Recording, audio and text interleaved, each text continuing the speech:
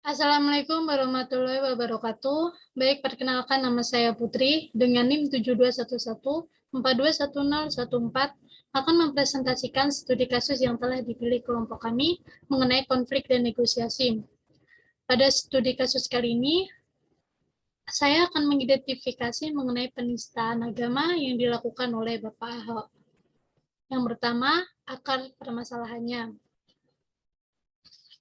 Bapak Ahok yang pada saat itu menjabat sebagai Gubernur DKI Jakarta menyampaikan pidato ke penduduk Kepulauan Seribu. Pada pidato tersebut, terdapat kata yang cukup ofensif yang dinilai sebagai penghinaan terhadap Al-Quran pada surat Al-Maidah ayat 51.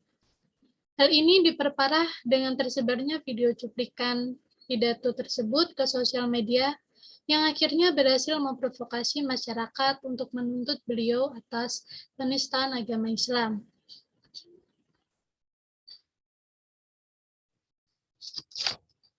Kemudian dari akar permasalahan tersebut, kelompok kami menganalisis bahwa konflik ini termasuk ke dalam konflik hubungan karena terjadi perselisihan antar personal mengenai paham agama di mana agama tersebut telah melekat menjadi kepribadian masing-masing pihak. Pihak masyarakat menilai hal tersebut sebagai suatu hal yang menjelekkan nama baik dari agama Islam. Sementara pihak dari Bapak Ahok menilai hal tersebut sebaliknya. Konflik ini terjadi dalam lokus antar grup yang melibatkan pihak Bapak Ahok sebagai terduga pelaku penista dan pihak masyarakat khususnya yang beragama Islam merasa dirugikan terhadap peristiwa tersebut. Selanjutnya, konflik penistaan ini melibatkan sekaligus 3 kondisi, yakni ada komunikasi, struktur, dan variabel pribadi. Komunikasi yang kurang baik ditandakan dengan tidak tersampainya apa yang dimaksud sehingga masyarakat menginterpretasikan hal tersebut yang merujuk pada aksi penuntutan. Selanjutnya ada struktur. Masyarakat yang heterogen membuat permasalahan ini semakin kompleks. Keadaan heterogen ini semakin menspesifikasikan fraksi-fraksi dari masyarakat tersebut, sehingga semakin besar peluang hal ini dianggap sebagai kasus yang serius. Yang terakhir, ada kondisi variabel pribadi. Karena keterlibatan emosi yang negatif, sebagai akibat dari provokasi yang tersebar, menimbulkan perbedaan nilai yang dianggap baik atau tidak baik. Hal yang dianggap bukan masalah bagi pihak Bapak Ahok ditelan sebagai suatu hal yang buruk oleh masyarakat dan beberapa ormas. Kemudian untuk penyelesaian studi kasus ini terdapat 3 cara, yaitu ada kolaborasi, akomodasi, dan kompromi. Untuk yang pertama, kolaborasi. Di sini pemerintah dan masyarakat mengadakan kerjasama dengan melakukan musyawarah, dan pemerintah memberikan izin masyarakat untuk berdemo, menyampaikan aspirasinya mengenai permasalahan tersebut.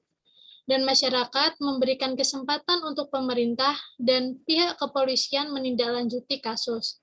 Sampai pada akhirnya, tanggal 16 November 2016, Bapak Ahok ditetapkan sebagai tersangka kasus penistaan agama.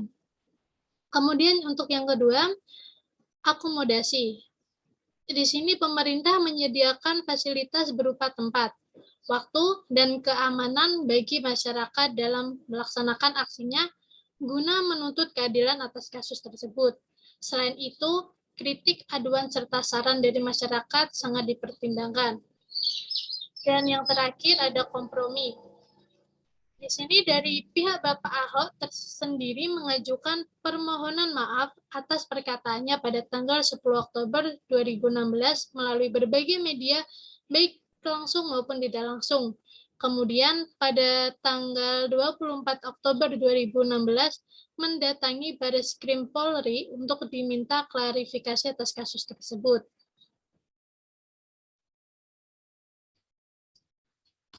Selanjutnya yang menjadi pihak ketiga dalam konflik ini yaitu arbitrasi. Sebagai upaya negosiasi yang dilaksanakan pertemuan antara perwakilan massa dan pihak dari pemerintahan, akan tetapi dua pertemuan negosiasi tersebut tidak menghasilkan hasil yang baik. Upaya permintaan maaf juga tidak kunjung diterima pihak masyarakat. Masyarakat kembali melaksanakan aksi demonstrasi pada tanggal 4 November 2016 dan aksi tersebut berlangsung ricuh. Pada akhirnya, melalui arbitrasi dengan pihak pengadilan sebagai pihak ketiga yang memiliki kuasa untuk menentukan hasil final dari kasus ini, Bapak Ahok ditetapkan sebagai tersangka pada tanggal 16 November 2016. Baik, sekian presentasi dari kelompok 9 mengenai konflik dan negosiasi. Kurang lebihnya mohon maaf. Wassalamualaikum warahmatullahi wabarakatuh.